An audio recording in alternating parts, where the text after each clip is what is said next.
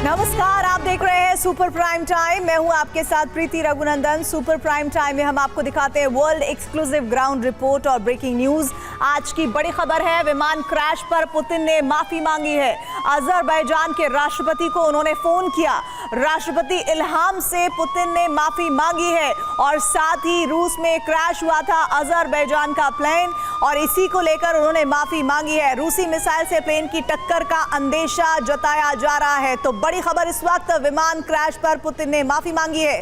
Azerbaijan के राष्ट्रपति को फोन किया गया है और राष्ट्रपति इल्हाम से पुतिन ने माफी मांगी। रूस में क्रैश हुआ था अजरबैजान का प्लेन और रूसी मिसाइल से प्लेन की टक्कर का अंदेशा है। तो ये तस्वीरें हम आपको दिखा रहे हैं उस हादसे की और ऐसे में विमान क्रैश को लेकर पुतिन ने माफी मांगी है। अजरबैजान के राष्ट्रपति को फोन किया उन्होंने। राष्ट्रपति इल्हाम से पुतिन ने माफी मांगी है। दरअसल रूस में क्रैश हुआ था अजरबैजान का प्लेन।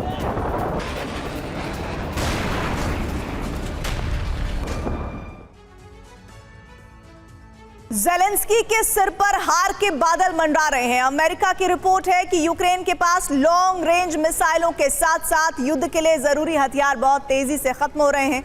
पूर्वी यूक्रेन के कई मोर्चों पर यूक्रेन की निहत्थी सेना ने आत्मसमर्पण कर दिया है। ज़ेलेंस्की नेटो से हथियार सप्लाई की अपील कर रहे हैं, लेकिन नेटो अमेरिका में नई सरकार की यूक्रेन नीति का इंतजार कर रहा है।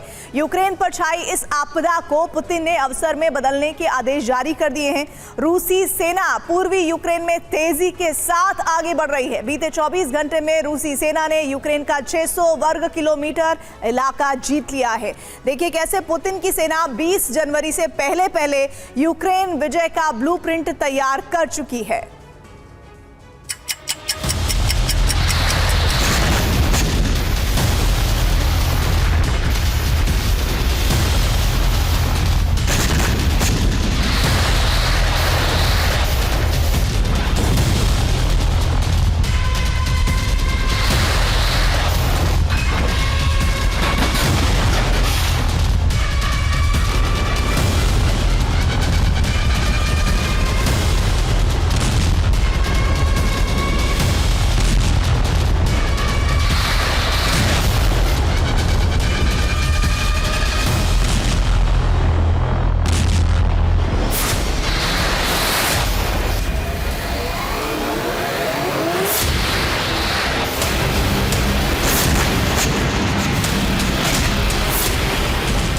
लॉन्ग रेंज हमलों की अनुमति मिलने के बाद यूक्रेन ने रूस के खिलाफ बड़ा आक्रामक रुख अपनाया और मॉस्को से लेकर कजान तक ड्रोन मिसाइलों की बरसात शुरू कर दी।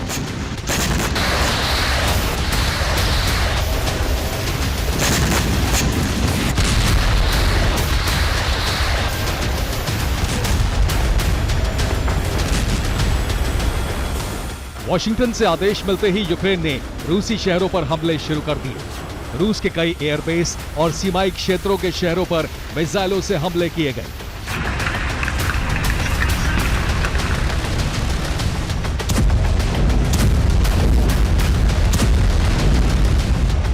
यूक्रेन अति उत्साह में यह भूल गया कि बाइडेन की सत्ता के कुछ 6 दिन बाकी है और ऐसे समय में अमेरिका के राष्ट्रपति को लेम डक कहा जाता है, क्योंकि वो फैसले लेने के लिए स्वतंत्र नहीं होता। बाइडेन ने यूक्रेन को लॉन्ग रेंज हमलों की अनुमति तो दे दी, लेकिन हथियार देने में असहाय हो गए हैं।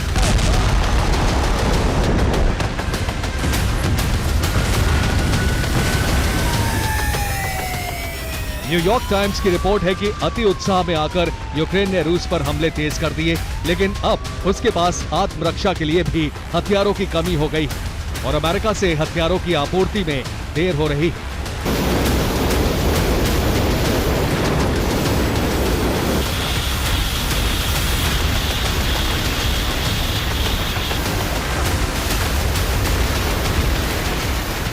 ऐसे में रूस से मुकाबला मुश्किल होता जा रहा है।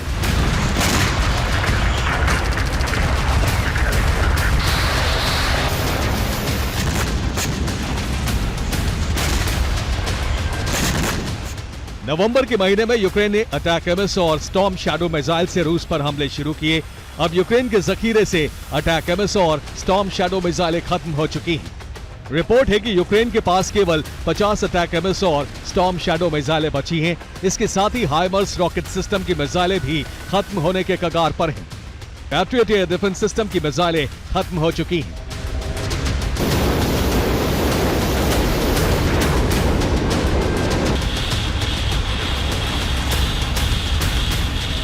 राष्ट्रपति पुतिन ने यूक्रेन के इस आपदा को अवसर में बदलना शुरू कर दिया है।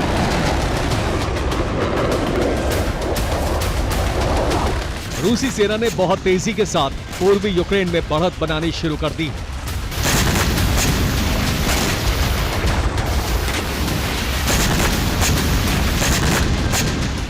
रूसी सेना ने यूक्रेन की फ्रंट लाइन पर हमले तेज कर दिए हैं।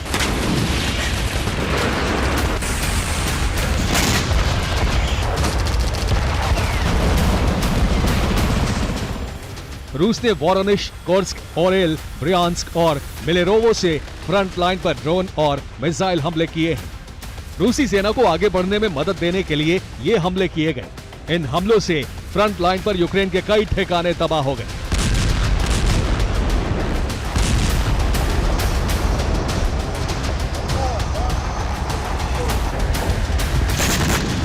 बीते 24 घंटे में रूसी सेना ने यूक्रेन के कई इलाकों में तेजी के साथ बढ़त बनाई है। खार्किव क्षेत्र में वोल्चा नदी के किनारे रूसी सेना का एडवांस जारी है।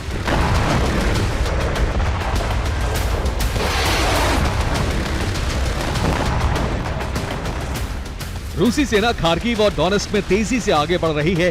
रूस ने यूक्रेन के वोल्चांस्क पर कब्जा कर लिया है। इसके साथ ही रूसी फोर्सेस ने कोराखोव की घेराबंदी कर ली है। 48 घंटे में रूस ने कोराखोव का 580 वर्ग किलोमीटर इलाका नियंत्रण में ले लिया है।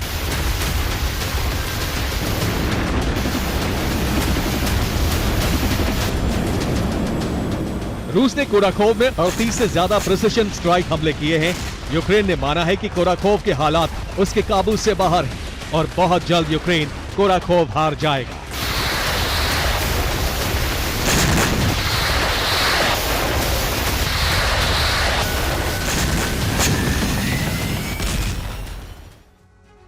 आईएसडब्ल्यू की रिपोर्ट के मुताबिक कुराखोव के हालात कुछ इस तरह है। वोल्चा नदी के किनारे पर बसा रूस का ये औद्योगिक शहर रूसी सेना के चक्रव्यूह में फंस चुका है। कुराखोव के आसपास वाले बेरेत्स्की, इलिंगा, वोवचेंका और ओस्त्रीबस्की पर रूसी सेना का कब्जा हो चुका है। वोल्चा नदी के पूर्वी किनारे से रूसी सेना तेजी के साथ कुराखोव की ओर बढ़ रहा है। बेरेत्स्की से कुराखोव की दूरी महज 1.5 किलोमीटर है और बहुत जल्द इस फ्रंट से रूसी सेना कुराखोव की सिक्योरिटी लाइन को ध्वस्त करके शहर में घुस जाएगी और यूक्रेन का कब्जा यहां से खत्म हो सकता है।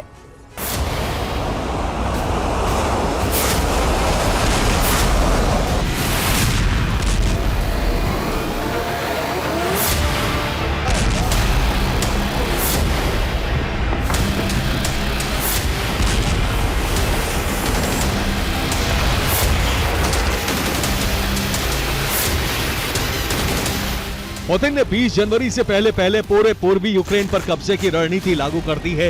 हथियारों की कमी से कमजोर पड़ चुकी यूक्रेनी सेना बड़ी आसानी से रूस के सामने सरेंडर कर रही है।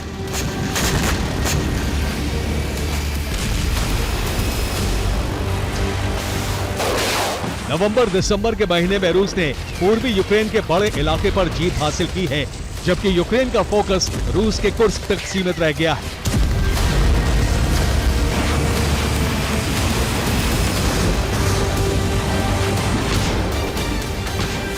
इस वक्त यूक्रेन के 15 लाख से ज्यादा लोग रूस के कब्जे वाले इलाकों में रह रहे हैं। 3 साल की जंग में रूस ने यूक्रेन के कई शहर उजाड़ दिए हैं।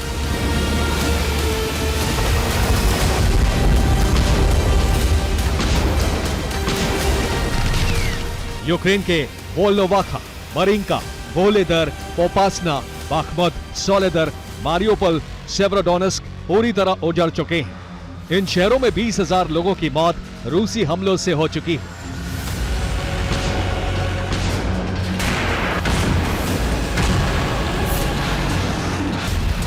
हालांकि रूस का दावा है कि इन शहरों को नए सिरे से बसाया जा रहा है। यूक्रेन की रिपोर्ट है कि रूस अपने कब्जे वाले इलाके में बंदी गृह बनाकर यूक्रेन समर्थक लोगों को कैद में डाल रहा है।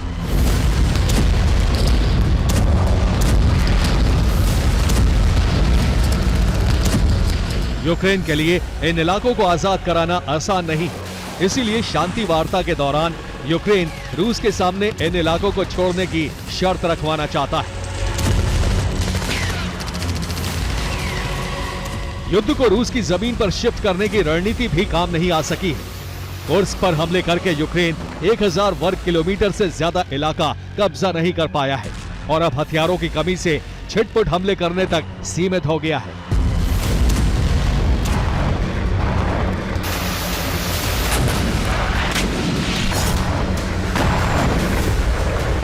बीते 24 घंटे में यूक्रेन ने बेलगोरोद पर 120 रॉकेट और ड्रोन हमले किए हैं। इसके साथ ही वोरोनिश में भी ड्रोन हमले किए गए। यूक्रेन के ड्रोन हमले से वोरोनिश की रेलवे लाइन डैमेज हो गई।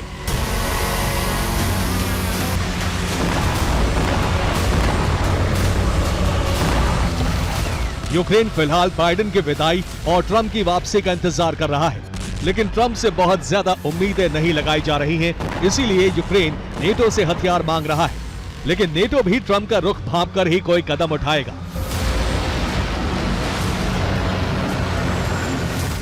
इसीलिए रूस ने 20 जनवरी से पहले यूक्रेन के ज्यादा से ज्यादा इलाके को कब्जा करने के लिए जंग तेज कर दी है।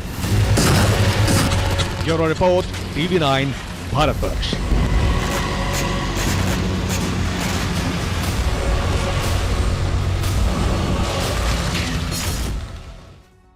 बड़ी खबर इस वक्त, कुराखोव में रूसी सेना ने झंडे लगाए हैं। पश्चिमी इलाके की इमारतों पर झंडे लगे हैं। अंतिम चरण में कुराखोव कब्जे का मिशन।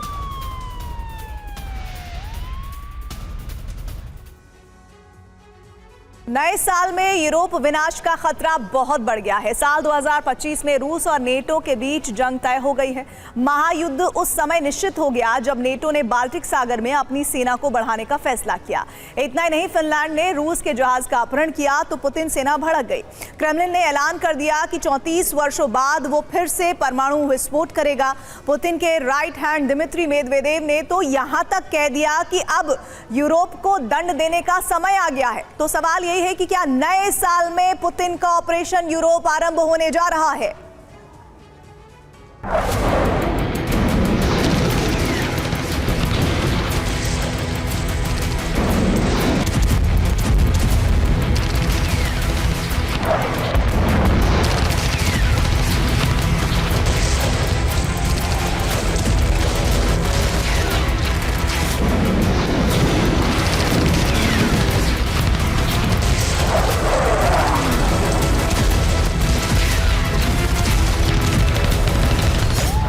रूस और नेटो में महायुद्ध तय हो गया है। विनाश का नया दौर शुरू होने वाला है। रूस नेटो में युद्ध की वजह बनेगा वो केबल जो फिनलैंड की खाड़ी में कट गया है। फिनलैंड की खाड़ी में समुद्र के भीतर से एक केबल गया है जिसका नाम ईस्ट लिंक 2 है। इससे फिनलैंड और एस्टोनिया के बीच बिजली की सप्लाई होती है। आरोप है कि रूस से जुड़े जहाज ने इस केबल को षड्यंत्र के तहत काट दिया है।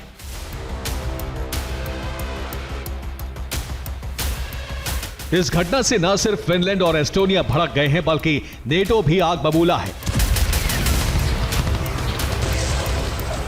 नेटो तो अब बाल्टिक सागर में सेना बढ़ाने जा रहा है। नेटो चीफ मार्क रूटे ने कहा है कि सुरक्षा के लिए नेटो बाल्टिक सागर में अपनी सेना बढ़ाएगा। नेटो के गुस्से का एक नहीं बल्कि कई कारण है। रोमानिया के आसमान में एक ड्रोन पहुंच गया। शक है कि यह ड्रोन किसी और का नहीं बल्कि रूस का था। उधर मोल्दोवा ने अगले 10 सालों के लिए अपनी सैन्य रणनीति तैयार की है। इसमें मोल्दोवा ने अपने लिए रूस को सबसे बड़ा खतरा बताया है। एक तरफ नेटो गुस्से में है तो दूसरी तरफ मॉस्को भी क्रोधित है। 27 दिसंबर को फिनलैंड ने रूस के जहाज को अगवा कर लिया। फिनलैंड का आरोप है कि इसी जहाज ने ईस्ट लिंक केबल को काटा। जहाज के अगवा होने से पुतिन और उनकी सेना भड़क गई।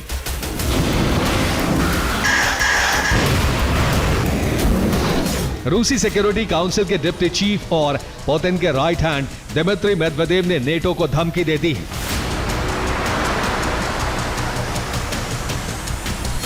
मेदवेदेव ने कहा है कि अब यूरोप को दंड देना जरूरी हो गया है।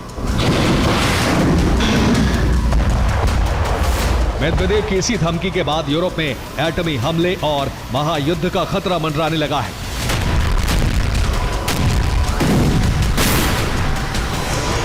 पुतिन की सेना ने ऑपरेशन यूरोप को अंजाम देने के लिए यूरोप की घेराबंदी शुरू कर दी है।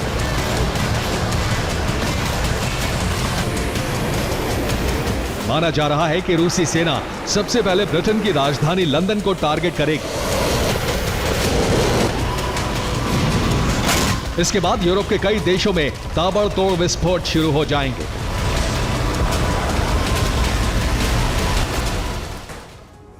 पुतिन और उनकी सेना के टारगेट पर यूरोप में मौजूद कई नेटो देश हैं, इसलिए पुतिन ने सिर्फ यूरोप से लगती सीमा पर सेना को तैनात कर दिया है, बल्कि आर्कटिक में भी तैनाती बढ़ा दी गई है। आर्कटिक में रूस ने अपने न्यूक्लियर बेड़े को भेज दिया है। रिपोर्ट के मुताबिक बड़ी संख्या में एटमी मिसाइलें भी आर्कटिक के बेस पर पहुंचा दी गई हैं। इस तैनाती के साथ ही रूस ने यूरोप की घेराबंदी कर दी है। रूस की ये तैनाती अमेरिका और ब्रिटेन के पास हुई है। रूस के इस कदम को नेटो से युद्ध की तैयारी माना जा रहा है। आशंका है कि रूस सबसे पहले ब्रिटेन की राजधानी लंदन में धमाका कर सकता है और इसके बाद यूरोप के कई देशों में जलजला लाने का प्लान है।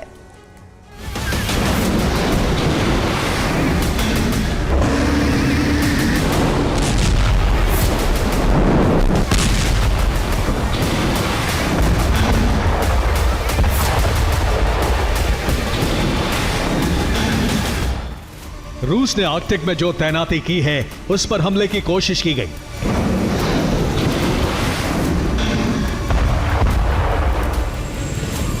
लेकिन रूसी सेना ने इस कोशिश को नाकाम कर दिया।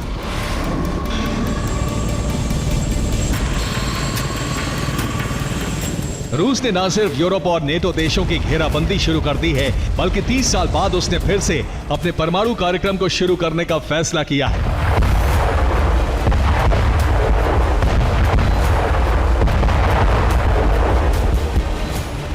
रूस के डिप्टी विदेश मंत्री सरगई ryabkov ने कहा है कि रूस परमाणु टेस्ट करने की तैयारी कर रहा है।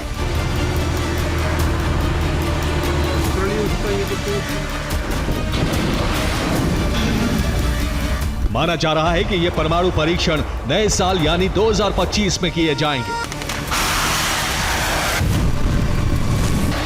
रूस ने आखिरी बार 1990 में एटम बम का टेस्ट किया था, लेकिन 34 साल बाद पुतिन फिर से अपने परमाणु जखीरे को बढ़ाने जा रहे हैं।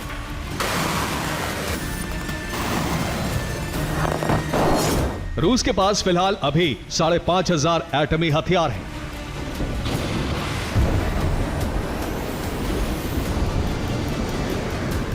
लेकिन आने वाले वक्त में रूस का परमाणु शस्त्रागार और बड़ा हो जाएगा,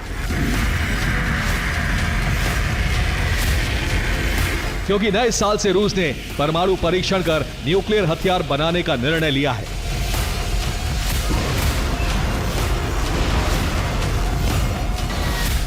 नेटो से जंग के लिए रूस ईरान को लगातार मजबूत बना रहा है।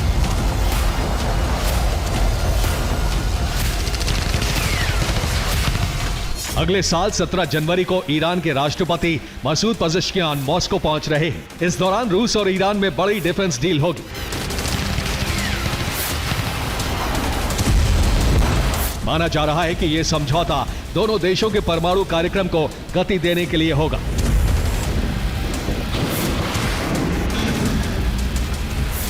रूसी सेना ऑरिस्टिक मिसाइलों को अद्भुत और अभेद्य बताकर नेटो को लगातार डरा रही है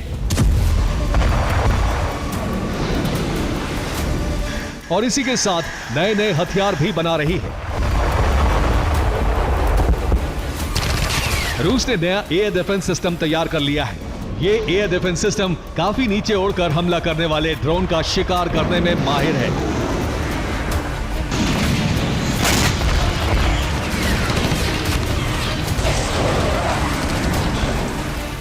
इतना ही नहीं, रूस कई हथियार फैक्ट्रियों में गुप्त रूप से बड़े पैमाने पर ड्रोन बना रहा है।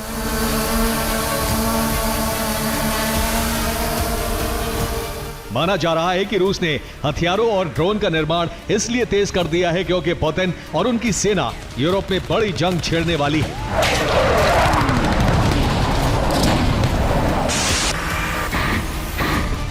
तो सवाल यही है कि क्या 2025 में यूरोप भस्म होगा?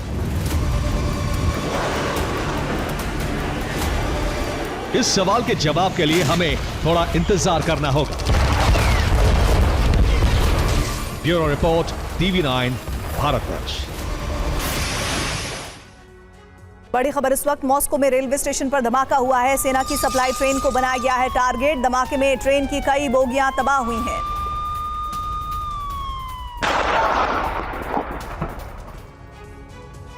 यूरेशिया की जंग में दो छोर पर खड़े रूस और यूक्रेन ने कई बार रणनीति में बदलाव किया, लेकिन पहली बार इस जंग में एक ऐसा मोड़ आ गया है जिसमें एक क्षेत्र महाविनाशक जंग की चिंगारी साबित हो सकता है। यह क्षेत्र है रूस का सीमावर्ती कुर्स्क, जहां यूक्रेनी सेना ने कब्जा जमाया हुआ है। हालांकि यह सेना फंसी भी है, जिसे अमेरिका कुछ महीने में निकालने की दावा भी कर रहा है। लेकिन इन्हीं फंसे हुए सैनिकों ने कुर्स्क को केंद्र बनाकर पुतिन और ट्रंप के बीच तलवार खींच दी है। आखिर कैसे आया जंग में ये मोड़, देखिए इस रिपोर्ट में।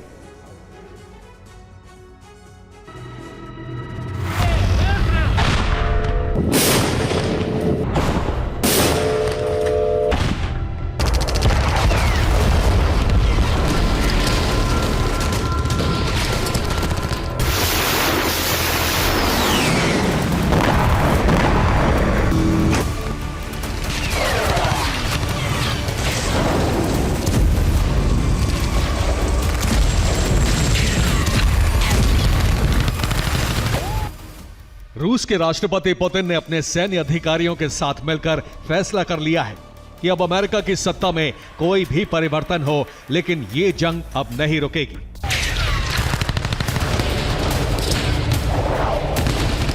न सीज़फायर होगा,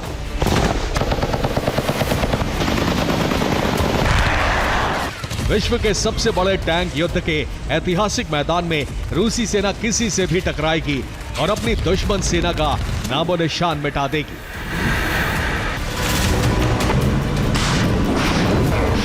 इस फैसले के पीछे रूस के थिंक टैंक्स की युद्ध में जीत ही समाधान मानने की धारणा नहीं है, बल्कि इस फैसले का कारण है रूस की ऐतिहासिक जमीन पर यूक्रेनी सेना की आक्रामकता, जो आई है नेटो और अमेरिका के हथियारों से। और ये रणभूमि है कुर्स्क, जहां यूक्रेनी सेना घातक हथियारों के साथ दाखिल हुई। उद्देश्य था डॉनबास रीजन में रूसी फोर्स की एंट्री का रास्ता बंद करना, लेकिन जैसे ही इस उद्देश्य में यूक्रेन के सीज फायर मसौदे की एंट्री हुई, वैसे ही जंग भीषण होने लगी। और इस भीषण जंग में भी यूक्रेनी सेना भारी पड़ती नजर आई। पुतिन ने जो उम्मीद ट्रंप के शासनकाल के लिए बांधी थी, वही टूटने लगी। इसलिए क्रेमलिन का फैसला भी बदल गया। कुर्स्क की जंग में नया मोड़, रूस के हमले ताबड़तोड़। अब कुर्स्क को केंद्र बनाकर रूसी सेना जमीनी लड़ाई लड़ते हुए आगे बढ़ने की कोशिश कर रही है, ताकि जो यूक्रेनी सेना दाखिल हो चुकी है उसे लौटने ना दिया जाए। लेकिन रूस की रणनीति को यूक्रेनी सेना ध्वस्त कर रही है, क्रेमलिन को झटके पर झटके दे रही है। और ये झटका जितना रूस के लिए है, उतना ही रूस के मददगार किम जोंग के लिए भी है, जिसका प्रमाण है कुर्स्क क्षेत्र में हो रहा रूस का नुकसान। कुर्स्क की जंग पर व्हाइट हाउस ने जानकारी दी है कि इस जंग में रूस और उत्तर कोरिया को भारी नुकसान हुआ है। एक हफ्ते में ही उत्तर कोरिया के 1000 से ज्यादा सैनिक मारे गए हैं। दावे के तहत उत्तर कोरिया के सैनिक यूक्रेनी सेना के ठिकानों पर हमला करने पहुंचे थे, लेकिन पुराने तरीके से युद्ध लड़ रहे उत्तर कोरियाई सैनिक कुर्स्क में नहीं टिक सके। ऐसी ही जानकारी हफ्ते की शुरुआत में ज़ेलेंस्की ने भी दी थी, जिसमें उत्तर कोरिया के 3000 सैनिकों के कुर्स्क में मारे जाने का दावा था। हालांकि ये जानकारी मनोवैज्ञानिक प्रभाव डालने वाली भी हो सकती है, लेकिन इस जानकारी के साथ मरियंस्की पैलेस ने बीजिंग को इस मामले में हस्तक्षेप करने के लिए कहा था, ताकि प्योंगयांग पर दबाव डाला जाए और युद्ध का विस्तार न हो।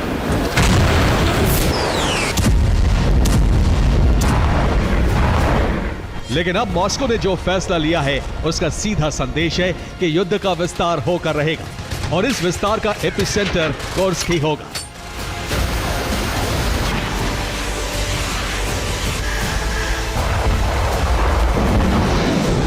युद्ध के विस्तार के लिए कुर्स्क के केंद्र बनने की पुष्टि इस बात से भी होती है कि कल तक जो युद्ध सीज फायर में ट्रंप का योगदान तलाश रहा था, ट्रंप के सत्तासीन होने का इंतजार कर रहा था, उसकी उम्मीदों को पुतिन और ट्रंप ने ही धराशायी कर दिया है।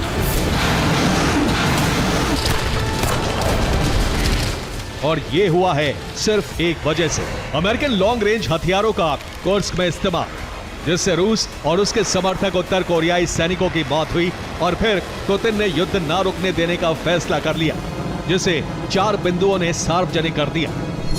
पुतिन का पहला फैसला है टीम ट्रंप की तरफ से बनाया गया शांति प्रस्ताव खारिज करना। दूसरा है कुर्स्क में यूक्रेनी सेना पर रियायत नहीं बरतते हुए आक्रामकता बढ़ाना। तीसरा है नेटो में यूक्रेन के लिए तय मियाद को सिरे से ठुकरा देना। और चौथा है कीव में ज़ेलेंस्की शासन का अंत। और यह तब हुआ जब कुर्स्क में यूक्रेनी सैनिक घातक हुए। इन हमलों में हाइमार्स का इस्तेमाल किया गया था, जिसके बाद सीज फायर की उम्मीद में बढ़ती जा रही रियायत को छोड़ दिया गया है, ताकि रूस और उत्तर कोरिया के सैनिकों को ज्यादा नुकसान ना हो।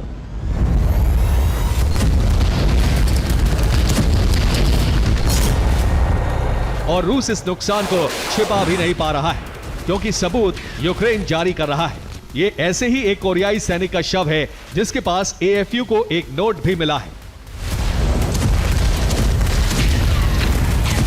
तो क्या पुतिन की आक्रामकता और नॉर्थ कोरियाई सैनिकों की एंट्री ने ट्रंप को भी फैसला बदलने पर मजबूर कर दिया है?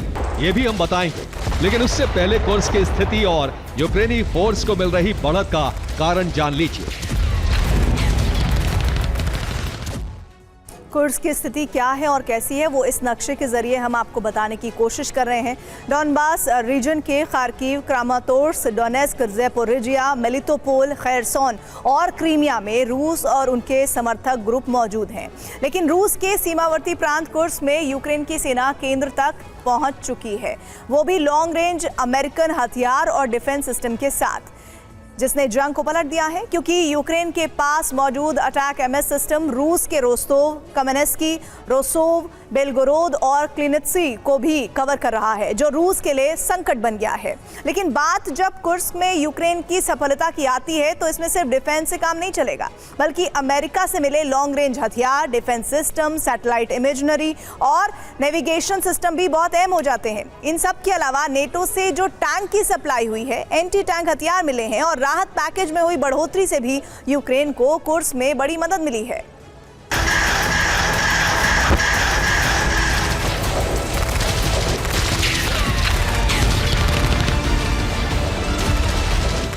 अब रूस, उत्तर कोरिया, यूक्रेन, अमेरिका और नेटो देशों का फोकस सिर्फ कुर्स्क है। हालांकि अपनी जमीन बचाने और नुकसान से क्रोधित पुतिन का फैसला स्वाभाविक है, जिसका असर युद्ध भूमि में भी दिख रहा है। Mi-28 NM हेलीकॉप्टर से कुर्स्क सीमा पर AFU की रोटेशन रोकने की कार्रवाई इसका प्रमाण है। लेकिन पुतिन के फैसले और बारूदी एक्शन ने ट्रंप को नाराज कर दिया है, इसलिए यूक्रेन की ताकत और बढ़ सकती है।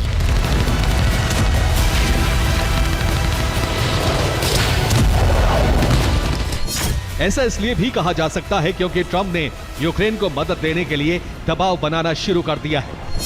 सत्तासीन होने से पहले ही यूरोपीय देशों पर ट्रंप ने मदद बढ़ाने का दबाव डाल दिया है, जिससे पता चलता है कि अब ट्रंप के शासनकाल में भी यूक्रेन को मदद जारी रहेगी और निकट भविष्य में यूक्रेन में नेटो सेना की एंट्री भी हो सकती है, जिसके सबसे बड़े संकेत मिल रहे हैं यूक्रेन को भेजी जा रही सहायता से। ये सहायता सामान्य नहीं है, बल्कि रूस के खिलाफ विनाशक युद्ध को और ज्यादा भड़काने वाली है। रूस के खिलाफ हमले के लिए यूक्रेन को ग्लाइड बम दे दिए गए हैं। इसके अलावा अमेरिका ने $1.25 अरब का सहायता पैकेज देने का भी फैसला लिया है। इस सहायता में NASAMS air defence system, Hawk air defence और स्टिंगर मिसाइल को शामिल किया गया है। इसके अलावा आर्टिलरी और टैंक के राउंड भी भेजे जा सकते हैं। वहीं दूसरी तरफ जर्मनी ने यूक्रेन को लेपर्ड 1 टैंक की आपूर्ति भी बढ़ा दी है। ये संख्या 155 हो गई है, जबकि सैन्य उपयोग के वाहनों की मरम्मत करने के लिए भी यूक्रेन को पार्ट सप्लाई कर दिए गए हैं। हालांकि ज़ेलेंस्की ने और ज्यादा हथियारों की मांग की है, जिससे अमेरिका पूरी कर सकता है।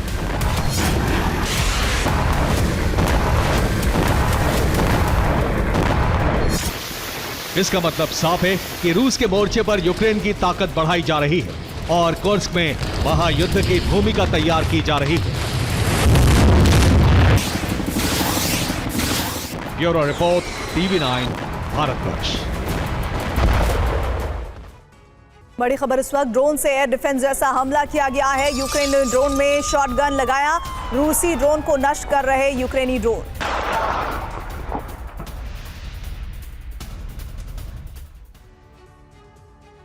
रूस यूक्रेन युद्ध में तो परमाणु धमाका अब तक नहीं हुआ, लेकिन अब दावा किया जा रहा है कि इजरायल ने दुनिया के सबसे घातक हथियार का इस्तेमाल शुरू कर दिया है। कुछ एक्सपर्ट्स ने सीरिया के तारतूस में हुए इजरायली बम प्रहार को परमाणु टेस्ट बताया है। दावा किया जा रहा है कि सीरिया के हालात का फायदा उठाकर इजरायल ने यहां अपने खतरनाक हथियार का परीक्षण किया है। इस खबर के बाद रूस और ईरान तक हड़कंप है। ईरान ने अपनी सेना को युद्ध की तैयारी करने का आदेश दिया है और युद्ध अभ्यास की शुरुआत हो गई है।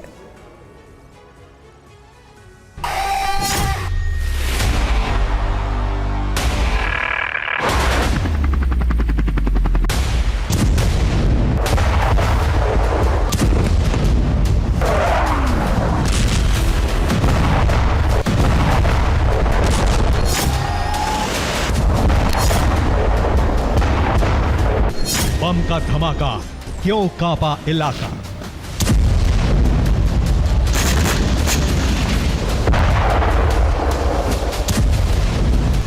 दो 200 फीट का पहाड़ बना धूल का गुबार। इलाके में रेडिएशन, बम का न्यूक्लियर कनेक्शन। धुएं का ऐसा गुबार, इतनी आग। एटम बम जैसा ही आसमान की तरफ उठता मशरू।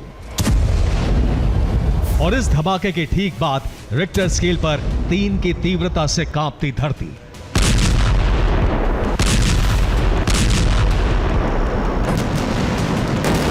उनतालीस सेकंड के इस वीडियो की शुरुआत में जबरदस्त रोशनी नजर आती है। इतना उजाला जैसे सूर्य निकलने वाला है। बीच के हिस्से में ज्वालामुखी जैसी आग और धुआं नजर आता है। आखिरी हिस्से में आसमान में बना मशरूम साफ नजर आता है। इन्हीं तस्वीरों और उस दौरान बम से होने वाले असर की वजह से स्वीडन के न्यूक्लियर विशेषज्ञ ने दावा किया है कि यह कोई मामूली बम नहीं बल्कि परमाणु बम था। इजरायल ने सीरिया में परमाणु बम का इस्तेमाल किया। तारतस में होने वाला धमाका न्यूक्लियर बम से हुआ था। विशेषज्ञ के दावे को पुख्ता करने वाली एक और रिपोर्ट दुनिया के सामने आई है। यह रिपोर्ट यूरोपियन यूनियन के रेडियो एक्टिव एनवायरमेंटल मॉनिटरिंग की है। रिपोर्ट के मुताबिक तारतूस में धमाके के बाद हवा का रुख पश्चिम की तरफ था। धमाके के 20 घंटे बाद दक्षिणी तुर्की में रेडिएशन का स्तर बढ़ गया। साइप्रस में रेडिएशन का लेवल बढ़ने लगा था। सीरिया के तारतूस में इजरायल ने यह हमला 12 दिन पहले किया था।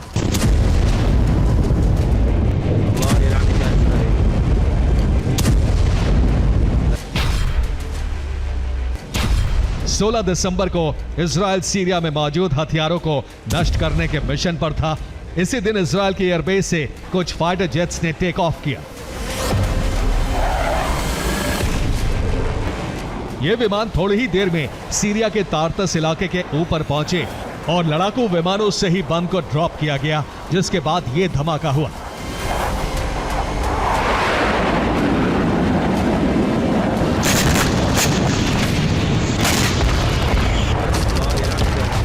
इस धमाके के बाद तुर्की के इजनिक तक भूकंप के झटके महसूस किए गए। रिपोर्ट के मुताबिक इजरायल के निशाने पर डिपो में रखी स्कड मिसाइलें थी।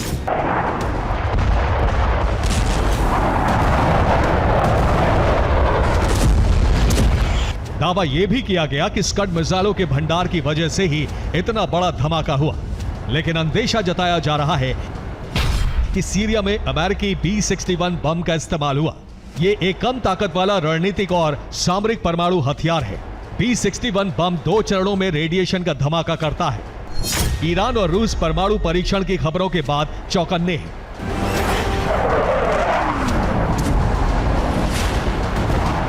ईरान ने तो युद्ध की तैयारी भी शुरू कर दी है। माना जा रहा है कि इजरायल ने मौजूदा हालात को देखते हुए परमाणु बम से हमले का टेस्ट किया है।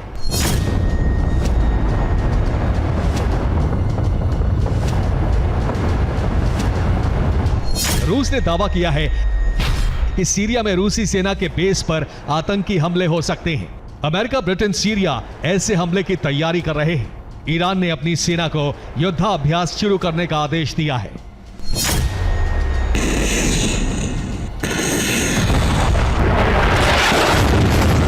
इजराइल कोई बड़ा धमाका करे और ईरान चुप रहे, ऐसा हो नहीं सकता।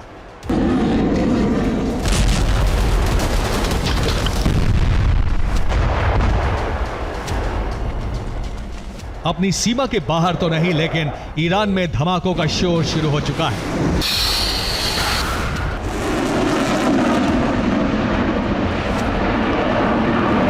ईरान के टैंक निशाना साधने की प्रैक्टिस कर रहे हैं। हेलीकॉप्टर आसमान से हमले का अभ्यास कर रहे हैं। यह सब युद्धाभ्यास के नाम पर हो रहा है।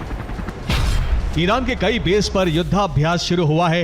आर्टिलरी के साथ हमले की प्रैक्टिस हो रही है। वायुसेना भी हवाई हमले का अभ्यास कर रही है।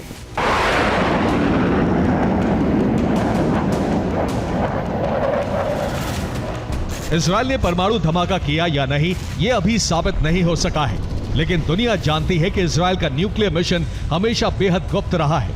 इजराइल ने आज तक अपने परमाणु हथियारों को लेकर कोई खुलासा नहीं किया है।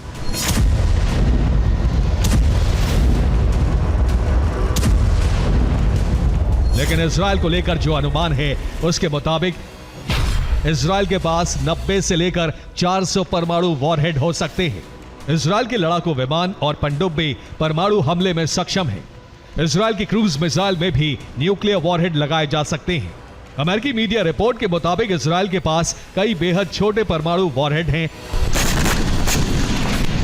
इजराइल आर्टिलरी के जरिए भी एटमी धमाका करने में सक्षम है।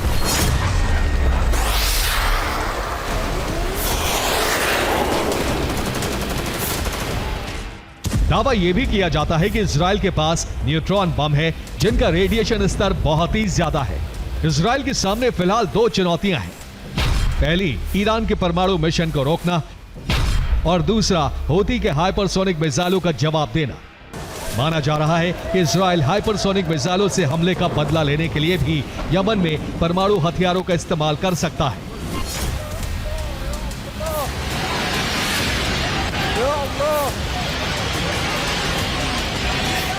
विशेषज्ञों का मानना है कि फिलहाल इजराइल छोटे छोटे परमाणु बम का इस्तेमाल कर रहा है, ताकि दुनिया को सबूत जुटाने में वक्त लगे और इजराइल का मिशन आसानी से कामयाब हो सके।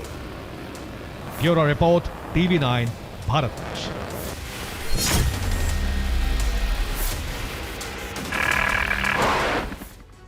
पाकिस्तान की धरती इस वक्त दहल रही है। पाकिस्तान में ज़लज़ला तब आया जब तालिबान के 15,000 जंगबाज न सिर्फ पाकिस्तानी बॉर्डर पर पहुंच गए, बल्कि पाकिस्तानी फौज के खिलाफ बारूदी धावा बोल दिया। तालिबान के हमले में पाकिस्तानी सेना के कई पोस्ट, चौकियां तबाह हो गईं। पाकिस्तान के 19 जवान मारे जा चुके हैं। पाकिस्तान के लिए चिंता की बात यह है कि तालिबानी फाइटर उसकी सरजमी में दाखिल हो गए हैं।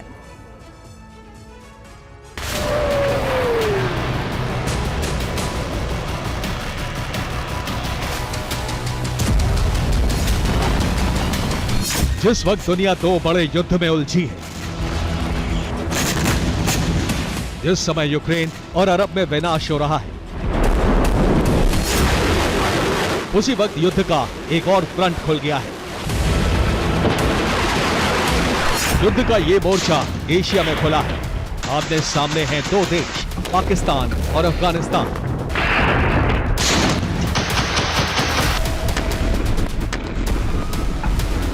अफगानिस्तान के तालिबान ने पाकिस्तान के खिलाफ बड़ी जंग छेड़ दी है।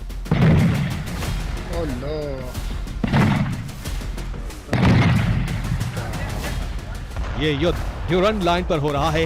दोनों देश एक दूसरे के खिलाफ जबरदस्त हमले कर रहे हैं। 24 घंटे में सबसे ज्यादा हमले तालिबान ने किए हैं। तालिबान के हमले में पाकिस्तानी फौज को बड़ा नुकसान पहुंचा है।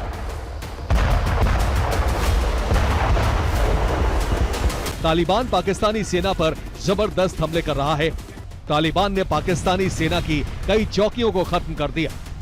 हमले की वजह से तालिबान के 3 लोगों की जान चली गई।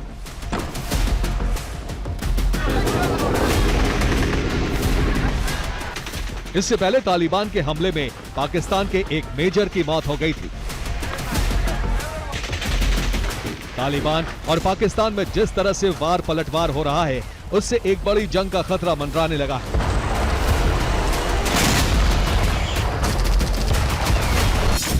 तालिबान के 15,000 फाइटर न सिर्फ पाकिस्तान के बॉर्डर पर पहुंच गए हैं, बल्कि पाकिस्तानी सेना के ठिकानों को टारगेट भी कर रहे हैं। तालिबान ने ड्यूरन लाइन से लगते अपने इलाकों को खाली करवा लिया है। इसका मतलब यह हुआ कि अफगानिस्तान अब आर पार के मूड में आ चुका है। सवाल यही है कि आखिर अफगानिस्तान और पाकिस्तान में यह युद्ध क्यों छिड़ गया। दरअसल तहरीके तालिबान पाकिस्तान यानी टीटीपी ने हाल ही में वजीरिस्तान के मकीन इलाके में हमला किया था। हमले में पाकिस्तानी सेना के 30 जवान मारे गए थे। जवाब में पाकिस्तान ने अफगानिस्तान के टीटीपी के ठिकानों पर एयर स्ट्राइक की थी। पाकिस्तान ने अफगानिस्तान में फाइटर जेट से हमला कर ये संदेश देने की कोशिश की थी कि वो अपने सैनिकों की हत्या बर्दाश्त नहीं करेगा। लेकिन अपनी धरती पर हमले से अफगानिस्तान भड़क गया और तालिबान ने पाकिस्तान के खिलाफ लड़ाई छेड़ दी। एक ऐसी लड़ाई जो किसी भी वक्त बड़े युद्ध में बदल सकती है। Bureau report, TV9 Bharat. Middle east में जारी जंग अब नया मोड़ ले रही है। इजरायल के टारगेट पर रहे हमास हिजबुल्लाह के बाद जैसे ही ईरान की तरफ आंखें तरेरी गई, वैसे ही ईरान का एक और प्रॉक्सी संगठन एक्टिवेट हो गया। ये प्रॉक्सी है हूती और इसी प्रॉक्सी ने इजरायल को बारूदी बारिश करके दहला दिया है। 48 घंटे तक लगातार इजरायल पर गिरी मिसाइलों ने इसको भड़काकर नई दिशा दे दी है। अब क्या होगा अंजाम, देखिए हमारी इस रिपोर्ट में।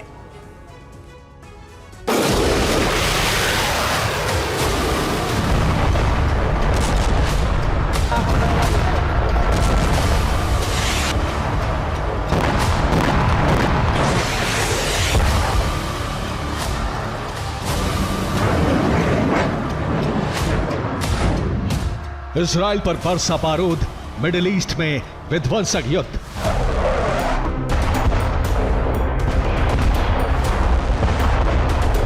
मिडिल ईस्ट में गाजा के खिलाफ नेतन्याहू का ऐलान जंग ग्रेटर इजराइल के विस्तार का पहला चरण था और अब इस युद्ध का कई मोर्चे पर विस्तार हो रहा है।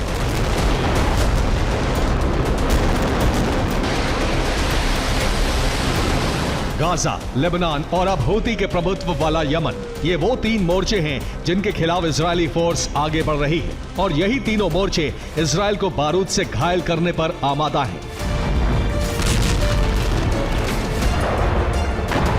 जिसके पीछे है ईरान और मिडिल ईस्ट का खलीफा बनने की ईरान की जिद को आकार दे रहे हैं उसके प्रॉक्सी, जिसमें हमास और हिजबुल्लाह पर काफी हद तक नकेल कसी गई है।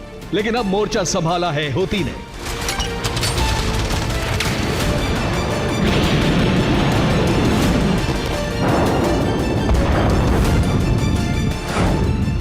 इजराइल पर आघात 48 घंटे नॉन स्टॉप।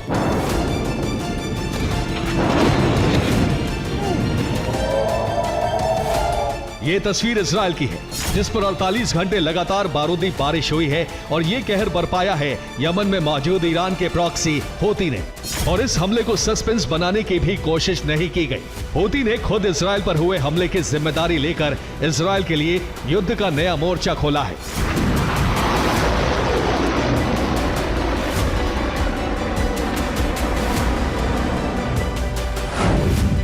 इस बारूदी हमले में हूती ने इजराइल के गुरियन हवाई अड्डे को निशाना बनाया है।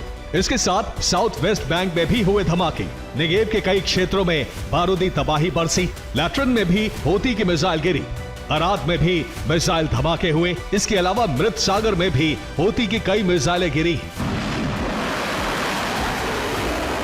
हूती की तरफ से इतनी बड़ी कार्रवाई की आशंका इजराइल को शायद पहले नहीं थी, इसलिए ज्यादातर हमले रोकने में इजराइल नाकाम रहा।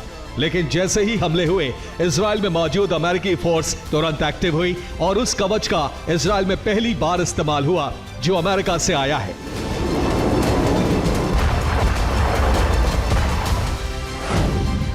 हूती ने इजराइल पर बैलिस्टिक मिसाइल से हमला किया था, इसलिए तुरंत ही अमेरिकी थार्ड सिस्टम एक्टिव किया गया और दावा किया गया कि थार्ड ने हूती की मिसाइल को गिरा दिया, जिसके बाद ड्रोन अलर्ट सायरन हर क्षेत्र में बजने लगे।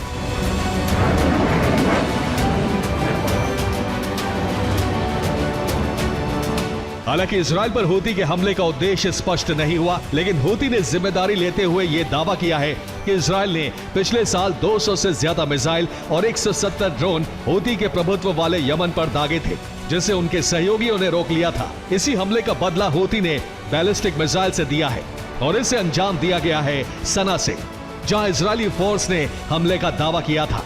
लेकिन सवाल है कि इस बारूदी बारिश का असर क्या होगा।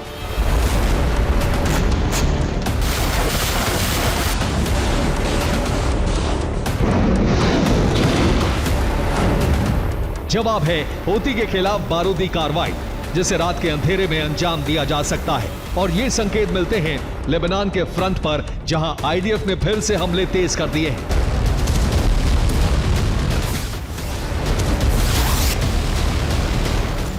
इसके अलावा एक और ऐसा कदम उठाया गया है जो बताता है कि ईरान पर हमले का प्लान जल्द ही एक्टिव हो सकता है, जिसमें पहले प्रॉक्सी को पूरी तरह खत्म किया जाएगा और फिर इजराइल अपने सहयोगी अमेरिका के कट्टर दुश्मन ईरान पर कहर बरपाएगी, जिसके संकेत मिले हैं सऊदी अरब से।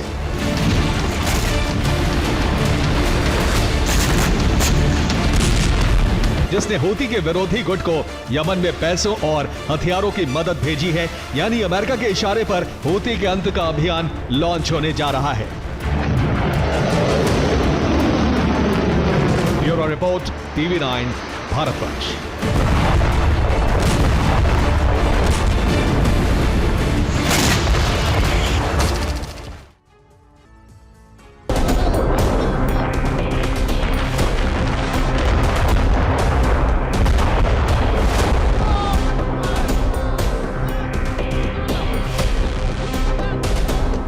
जैसा अंदेशा था, अजरबैजान की जांच की शुरुआती रिपोर्ट में वैसा ही खुलासा हुआ है।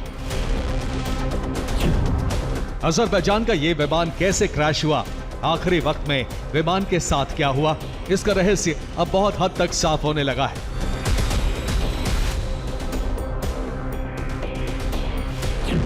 अजरबैजान की सरकार के मुताबिक विमान के क्रैश की अहम वजह बाहर से विमान पर हमला या तकनीकी प्रहार है।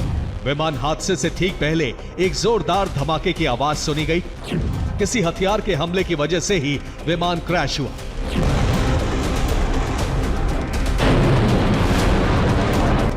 अजरबैजान एयरलाइंस के मुताबिक विमान पर बाहर से हमला किया गया, इसलिए अंदेशा जताया जा रहा है कि रूसी एयर डिफेंस की मिसाइलों ने ही विमान को गिराया है। कई रिपोर्ट्स में मिलिट्री एक्सपर्ट्स ने भी शंका जाहिर की है कि हो सकता है कि इस विमान को रूस ने गलती से मिसाइल से उड़ा दिया।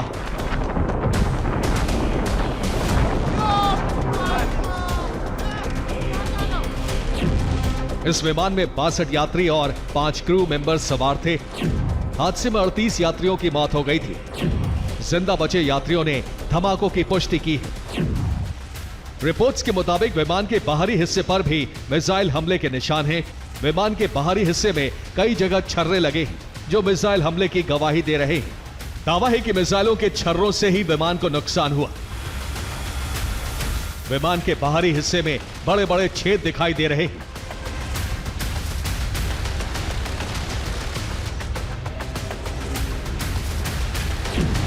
जानकारी के मुताबिक अजरबैजान एयरलाइंस का विमान उस इलाके में उड़ान भर रहा था जहां यूक्रेन के ड्रोन हमले की चेतावनी थी। इसलिए अनुमान है कि विमान गलती से एयर डिफेंस मिसाइल से टकरा गया होगा। रूसी एयर ट्रांसपोर्ट एजेंसी के प्रमुख के मुताबिक जब विमान दक्षिणी रूस में उतरने की कोशिश कर रहा था, उसी समय यूक्रेनी लड़ाकू ड्रोन ग्रोजनी पर हमले कर रहा था। इसलिए अजरबैजान के विमान को उतरने की इजाजत नहीं मिली। यूक्रेन का आरोप है कि रूस ने अपनी गलती छिपाने के लिए ही विमान को कैस्पियन सागर के पार भेजा था, ताकि विमान एयर डिफेंस की मौजूदगी वाले इलाके से दूर जाकर क्रैश हो।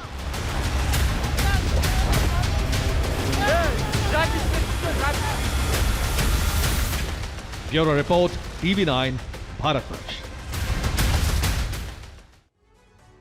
दक्षिण प्रशांत महासागर में आए ज्वार भाटे से पेरू के उत्तरी तटीय क्षेत्र में भीषण तबाही मची है। पेरू के मैनकोरा और प्यूरा इलाके से लहरों के तांडव को भयानक तस्वीरें वहां से सामने लगातार आ रही हैं। समंदर की लहरें शहरों में घुस गई हैं, मछुआरों की नावें टूटकर बिखर गई हैं। इस पर हम आपके लिए तस्वीरें लेकर आए हैं।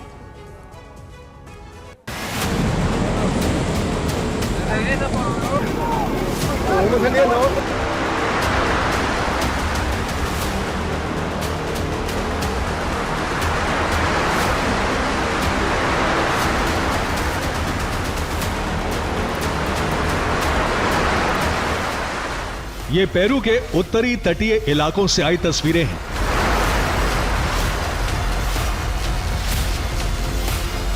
समुद्र तल से 20-30 मीटर ऊपर बसे शहरों की बस्तियों में लहरों ने कहर मचा दिया है।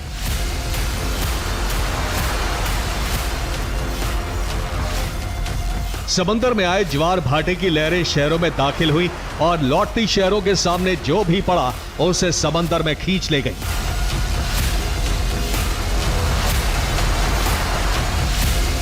सागर तट पर खड़ी मछुआरों की नावें लहरों में गोते खाने लगी। सैलानियों को घुमाने वाले नाविक अपनी नावें छोड़कर भाग निकले।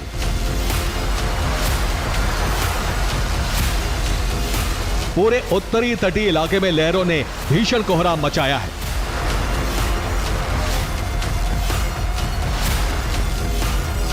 दक्षिणी प्रशांत सागर के तट पर बसे पेरू के कई शहरों में लहरों से बड़े नुकसान की खबर है।